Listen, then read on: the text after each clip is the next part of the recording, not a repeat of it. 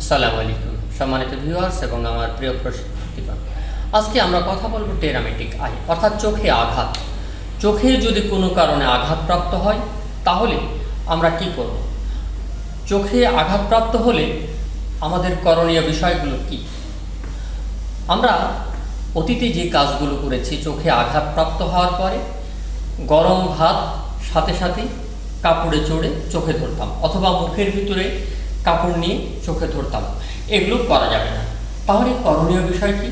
করণীয় বিষয় হচ্ছে যে যখন আপনি দেখছেন যে চোখে আঘাত পেয়েছেন, আপনি পায়ে আঘাত পেলে কি করেন? ডাক্তার সাহেব কি বলে আপনাকে? যে আপনি পুরো রেস্টে থাকবেন। চোখে যদি আঘাত পান তবে একই অবস্থা, চোখকে রেস্টে রাখতে হবে। তাহলে রেস্টে রাখার বুদ্ধি কি? আমরা একখণ্ড গজ চোখের উপরে লাগিয়ে মাইক্রোপোর দিয়ে আটকিয়ে দেব। কি করব?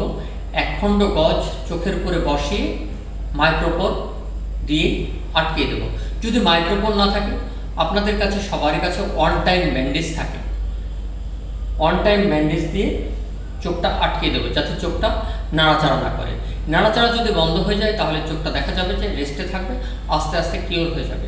এবং দেখেন, যদি চোখের ভিতরে রক্ত জমে থাকে, এই রক্ত পচে কিন্তু ইনফেকশন হতে পারে।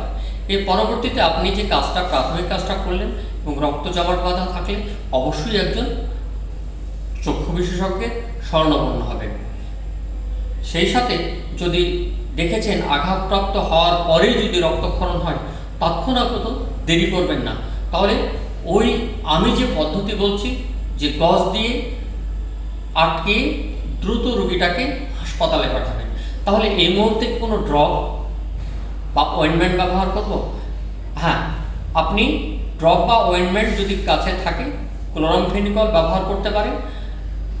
অয়েন্টমেন্ট না, ড্রপ ব্যবহার করতে পারেন।